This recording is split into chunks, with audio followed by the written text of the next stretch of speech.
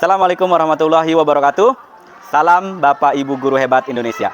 Perkenalkan, saya Heri Sutisna, salah seorang guru kelas 5 di SDN Purwaraja 4 yang beralamat di Jalan Raya Jiput, Kampung Kadutanggai, Desa Purwaraja, Kecamatan Menes, Kabupaten Pandeglang, Provinsi Banten. Pada kesempatan kali ini, saya akan berbagi praktik baik dengan judul Emping Melinjo. Emping Melinjo adalah akronim dari eksplorasi mandiri dan problem solving melalui literasi dan jelajah online. Berawal dari kisah yang terjadi pada pembelajaran di kelas, ketika saya memerintahkan salah seorang siswa untuk berbicara atau pada saat mempresentasikan hasil kerja kelompok. Ketika diberikan kesempatan tersebut, beberapa peserta didik lebih memilih diam atau menyerahkan kesempatan tersebut kepada teman lain. Sikap ini mencerminkan kurangnya keberanian dan kepercayaan diri untuk mengekspresikan ide dan rasa takut melakukan kesalahan. Permasalahan lainnya yaitu kurangnya motivasi belajar pada peserta didik pada saat pembelajaran berlangsung.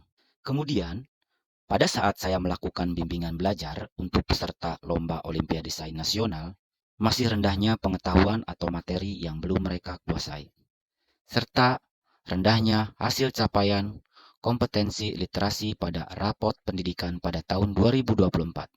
Hal ini mendorong saya untuk mencari solusi dalam metode pembelajaran atau pendekatan yang mampu memecahkan masalah tersebut.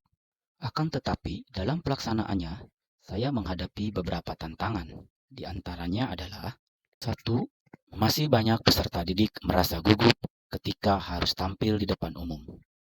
Rasa takut salah, khawatir ditertawakan teman, atau merasa tidak mampu menjadi penghambat untuk berani berbicara dan memimpin.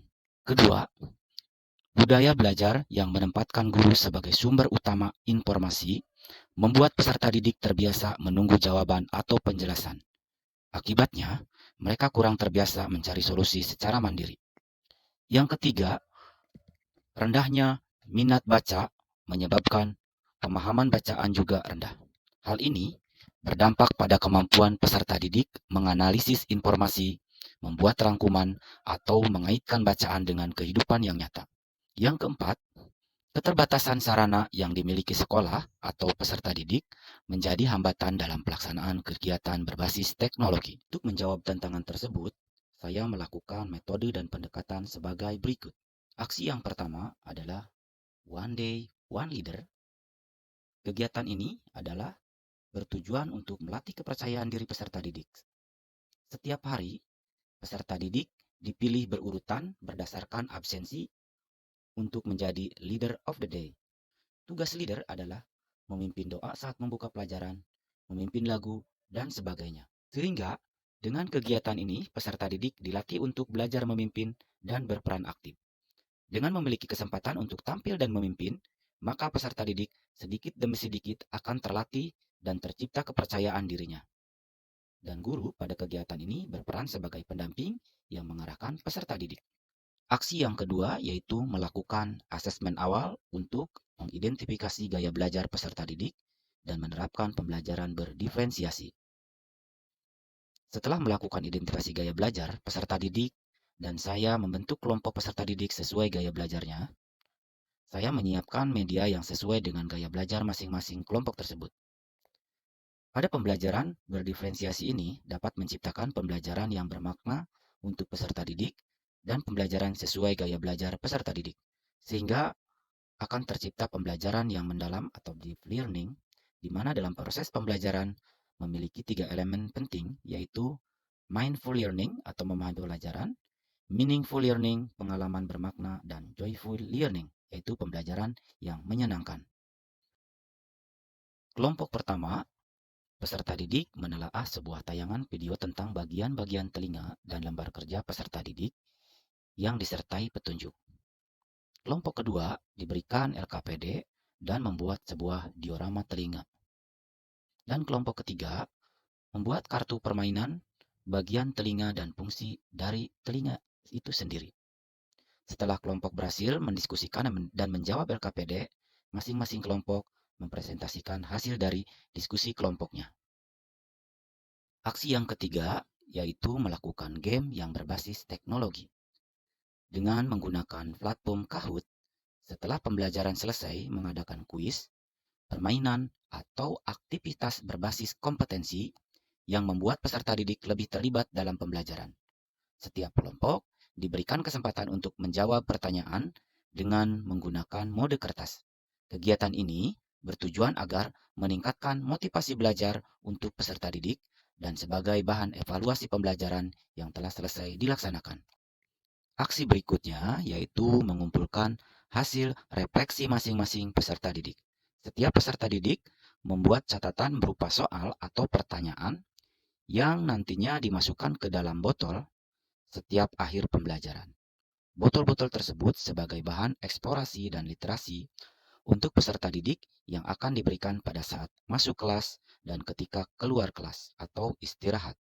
Botol tersebut dibuat dengan berbagai nama, yaitu yang pertama, sambal saus.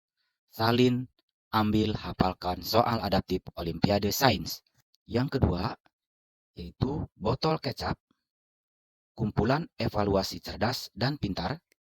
Dan yang ketiga, botol asam manis, yaitu aktivitas seru anak mandiri menambah inspirasi dan semangat. Dampak yang dirasakan setelah melaksanakan langkah-langkah pembelajaran tersebut, yang pertama adalah kepercayaan diri peserta didik meningkat setelah adanya One Day One Leader. Terbukti ketika mereka mampu memberikan instruksi atau perintah pada teman-temannya dengan tidak canggung lagi. Dan pada kegiatan lomba non-akademik seperti seni pantomim di kegiatan FLS 3N tingkat kecamatan, siswa kami meraih juara kedua. Dampak berikutnya terlihat dari peserta didik berperan aktif ketika pembelajaran berlangsung dan peserta didik dapat menemukan solusi ketika ada persoalan atau masalah baru yang mereka temukan.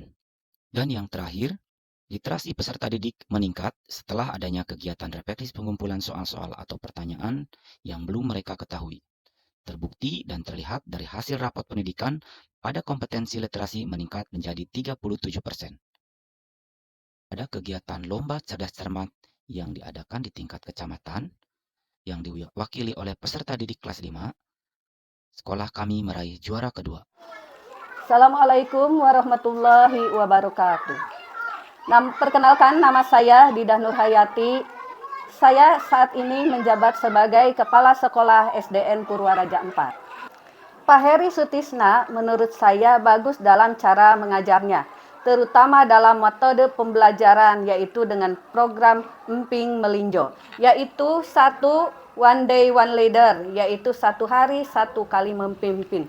Jadi secara bergantian anak-anak itu belajar memimpin, baik dalam berdoa maupun dalam memberikan tugas-tugas. Yang kedua, bentuk game, yaitu sambal, saus, kecap, dan asam manis. Anak-anak dibiasakan literasi menjawab pertanyaan-pertanyaan yang ada. Terus Pak Heri itu bagus selama menjadi guru kelas 5. Dia telah mendapatkan banyak prestasi-prestasi seperti 1 lomba MIPA, yaitu pada tahun 2024 jadi juara 1 tingkat kecamatan. Yang kedua, tahun 2025 lomba FLS 2N, yaitu menjadi juara kedua dalam lomba pantomim. Yang ketiga adalah siswa-siswa kelas 5 menjadi juara kedua lomba LCC di tingkat kecamatan. Assalamualaikum warahmatullahi wabarakatuh. Perkenalkan, nama saya Alfat Afan Firdaus. Pak Heri dalam pembelajaran sangat menyenangkan dan mudah dimengerti. Dan dalam pembelajarannya ada teka-teki, game, dan yang lain-lainnya. Selain itu, Pak Heri dalam pembelajaran dipadu dengan komputer dan teknologi. Assalamualaikum warahmatullahi wabarakatuh. Perkenalkan, nama saya Muhammad Fatir Alfian. Saya sangat senang diajar oleh Pak Heri karena ada games, praktik, dan sangat menarik. Alhamdulillah SDN Purwaraja 4 atau SD sini mendapatkan juara 2 LCC. Demikian video praktik baik yang bisa saya sampaikan. Semoga bisa menginspirasi Bapak Ibu guru hebat di Indonesia. Tetap semangat mengajar, guru hebat Indonesia maju. Terima kasih. Assalamualaikum warahmatullahi wabarakatuh.